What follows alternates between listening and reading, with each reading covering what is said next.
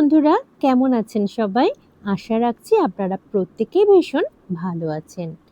মৌসুমীজ ওয়ার্ল্ডের আরও একটা নতুন রেসিপি ভিডিওতে আপনাদের সকলকে জানাই স্বাগত। আজ আমি আপনাদের সঙ্গে শেয়ার করব মিনি প্যাটিস রেসিপি। আশা করছি ছোট থেকে বড় প্রত্যেকেরই আজকের রেসিপিটা ভীষণই পছন্দ হবে। তো চলুন চলে যাই রান্নায়। আমি কিন্তু এই রেসিপিটার জন্য এখানে নিয়েছি 2.5 কাপ পরিমাণ ময়দা। আর ময়দাটাকে প্রথমেই খুব ভালোভাবে চেলে নিচ্ছি। প্যাটিস তৈরির জন্য আরও একটা ব্যাটার তৈরি করে নিতে হবে, তাই এখানে 5 চামচ পরিমাণ কর্নফ্লাওয়ার এবং মিশিয়ে নেওয়া হচ্ছে সাদা তেল। এই সাদা তেল আর কর্নফ্লাওয়ার মিশিয়ে যে ব্যাটারটা তৈরি করা হচ্ছে, এটা কিন্তু খুব বেশি গাঢ় হবে না, আবার খুব বেশি পাতলাও হবে না। এখানে ব্যবহার করা হচ্ছে সাদা তেল, তবে সাদা তেলের পরিবর্তে কিন্তু ঘিও ব্যবহার করা যায়। ময়দাটা আগেই চালা হয়ে গেছে, এখানে 2.5 কাপ ময়দা আছে, আমি প্রথমেই জানিয়ে দিয়েছি। আর 7 চামচ সাদা তেল ব্যবহার করা হচ্ছে ময়ন দেওয়ার জন্য।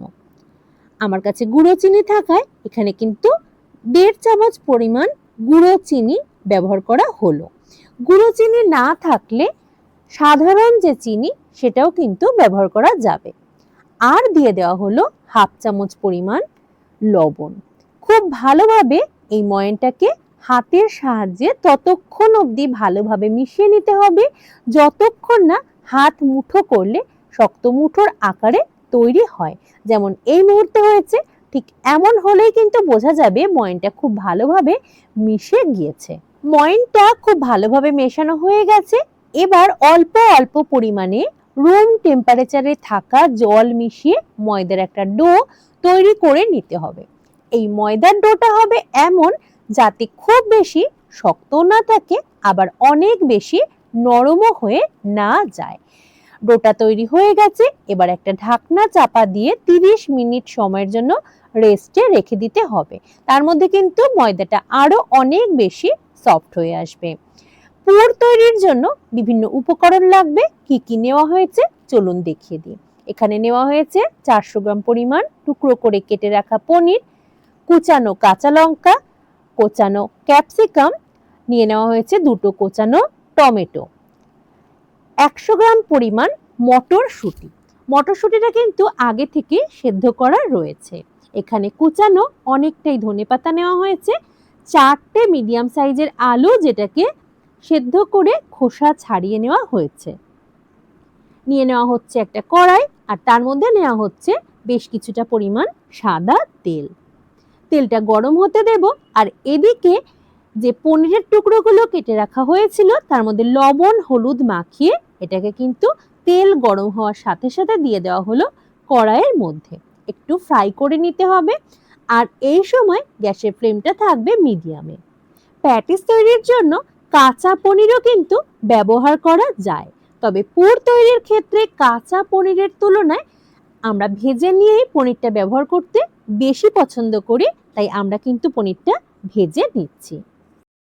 পনিরের টুকরোগুলো খানিকক্ষণ সময় ধরে ভালোভাবে ভেজে নেওয়া হয়ে গেছে। এবার তেল ঝরিয়ে তুলে নেওয়ার পালা। আর আগে থেকে যে সেদ্ধ আলুটা রাখা ছিল সেটা কিন্তু এই পর্যায়ে ভালোভাবে ম্যাশ করে নেওয়া হচ্ছে। পনিরগুলো ভেজে তুলে নেওয়ার পর যতটুকু তেল অবশিষ্ট রয়ে গেছে তাতেই কিন্তু প্যাটিস তৈরির পুরটা রেডি হয়ে যাবে। ফোড়ন হিসেবে দিয়ে দেওয়া হলো এখানে জিরে, মৌরি এবং ধনে। 3টে উপকরণই 1/2 চামচ করে নেওয়া হয়েছে এবং এগুলোকে সামান্য একটু হামালদিস্তায় গুঁড়িয়ে নেওয়া হয়েছে। একেবারে মিহি গুঁড়োও নয়, আবার পুরোপুরি গোটাও নয়, এমন ভাবে ফোড়নটাকে মিনিট খানেক ভেজে নেওয়ার পর টুকরো করে কেটে রাখা ক্যাপসিকামগুলোকে দিয়ে দেওয়া হলো। সাথে দিয়ে দেওয়া হলো 1/2 চামচ পরিমাণ লবণ। অল্প সময় নেড়ে চেড়ে ভেজে নেওয়ার পর দিয়ে দেওয়া হলো টমেটো কুচিগুলোকে। খুব ভালোভাবে ভেজে নিতে হবে। আজ কিন্তু আমি এই প্যাটিসটা তৈরির জন্য কোনো প্রকার পেঁয়াজ রসুনের ব্যবহার করছি না। 1 চামচ আদা বাটা দিয়ে দেওয়ার পর দিয়ে দেওয়া হলো স্বাদ অনুসারে লবণ। প্রথম অবস্থায় যখন ক্যাপসিকাম কুচিগুলোকে ভাজতে দেওয়া হয়েছিল তখনও কিন্তু সামান্য পরিমাণ লবণ ব্যবহার করা হয়েছে। এবার দিয়ে দেওয়া হলো স্বাদ অনুসারে হলুদ এবং আগে থেকে সেদ্ধ করে রাখা মটরশুঁটিগুলো সেটাও কিন্তু মিশিয়ে নেওয়া হলো।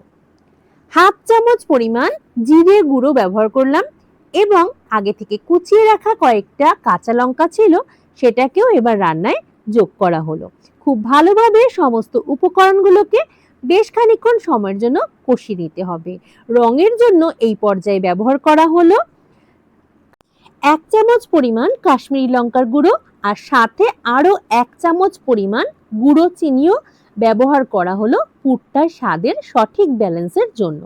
যেহেতু কুচানো লঙ্কা বা কাঁচা লঙ্কা ব্যবহার করা হয়েছে, তাই আলাদা করে কিন্তু লাল লঙ্কার গুঁড়ো ব্যবহার করা হলো না।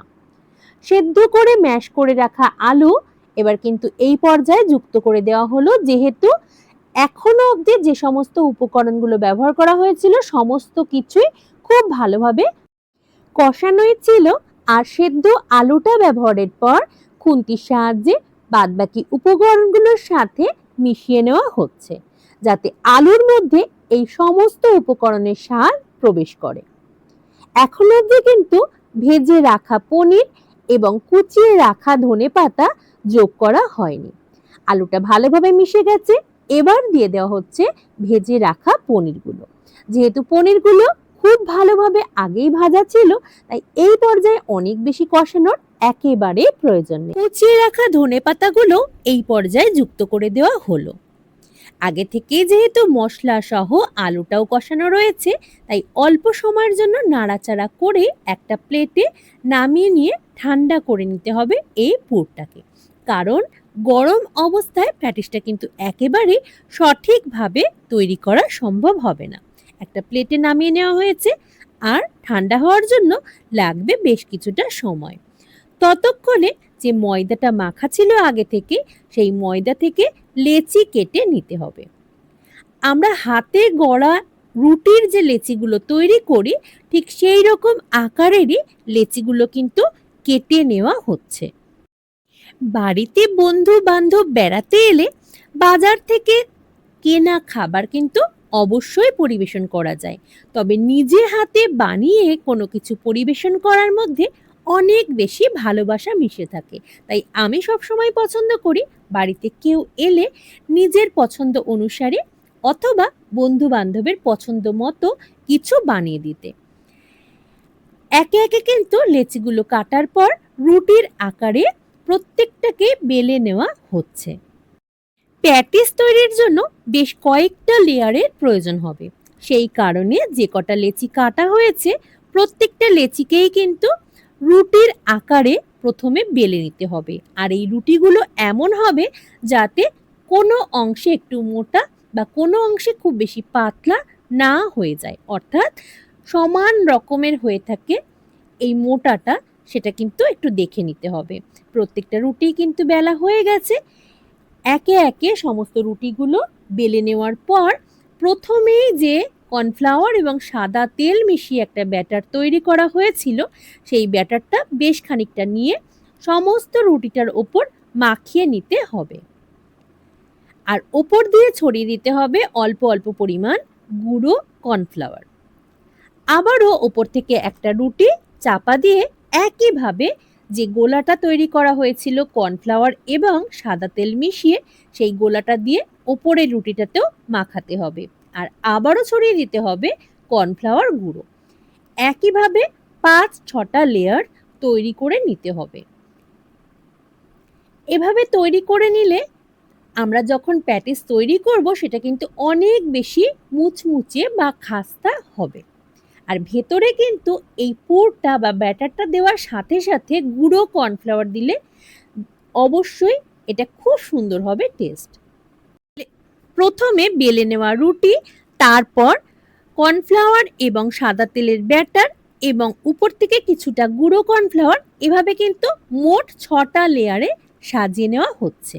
তবে সবচেয়ে ওপরের যে লেয়ারের রুটিটা থাকবে তার ওপর কিন্তু কিচ্ছু দিতে হবে না, অর্থাৎ এই ব্যাটারটা কিংবা কর্নফ্লাওয়ার দিতে হবে না। সামান্য পরিমাণ ময়দার গুঁড়ো ছড়িয়ে যেভাবে আমরা রুটি বেলি, ঠিক সেভাবে হালকা হাতে একটু বড় আকারে করে বেলে নিতে হবে।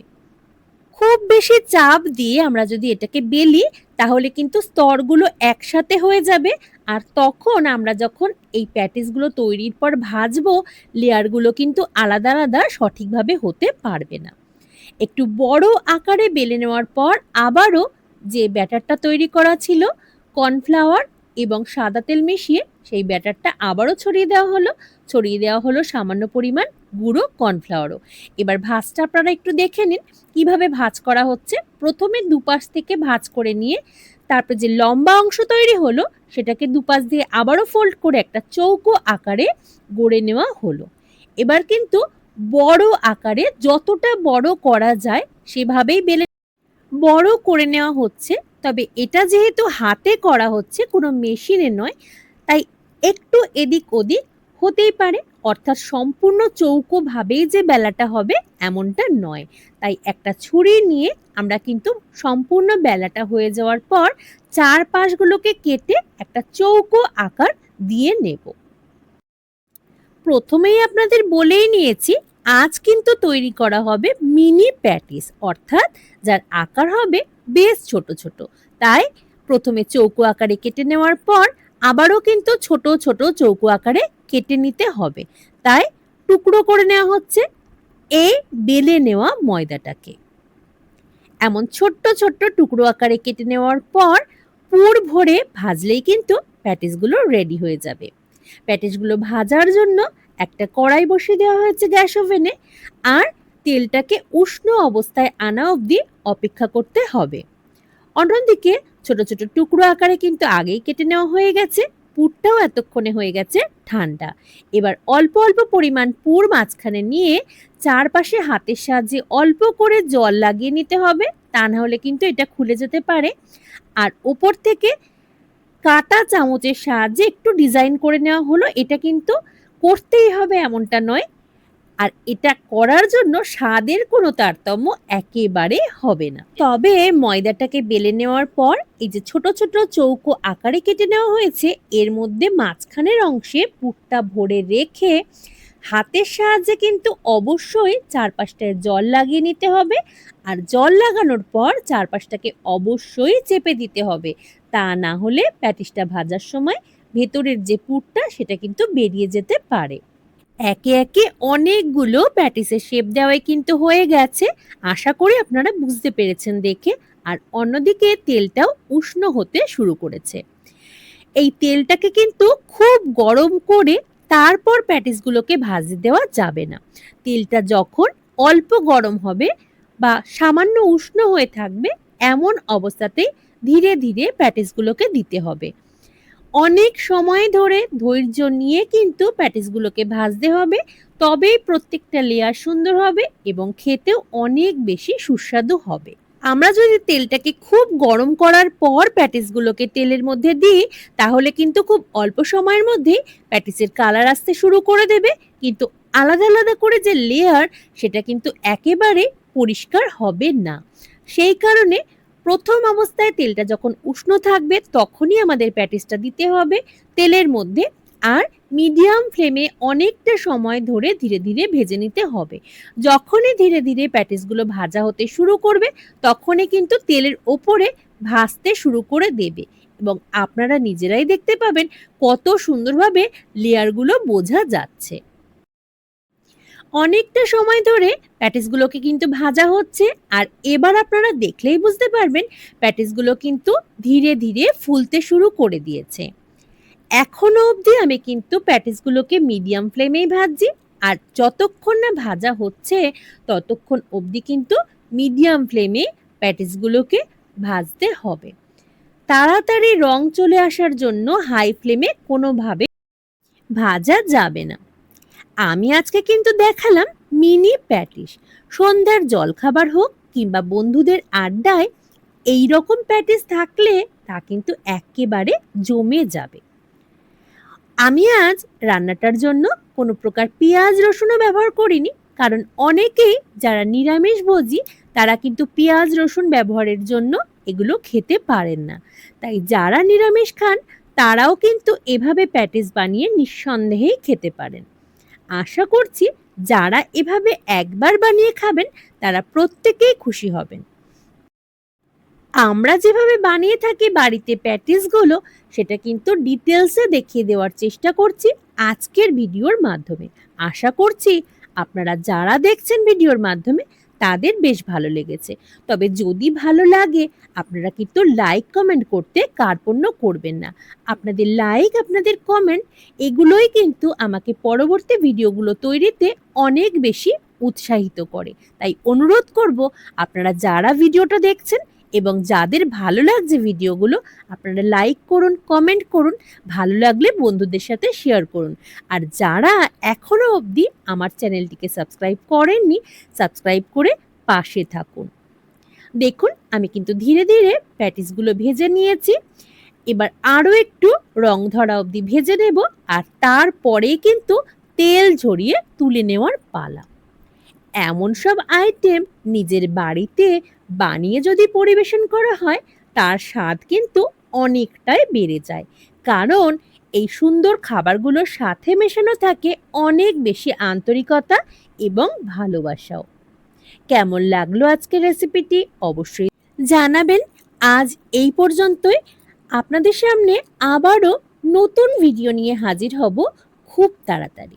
ততক্ষণের জন্য যে যেখানেই আছেন খুব ভালো থাকবেন, সুস্থ থাকবেন, আর অবশ্যই মৌসুমীজ ওয়ার্ল্ডের সঙ্গে জুড়ে থাকবেন। আজ এই পর্যন্তই, দেখা হবে তাড়াতাড়ি।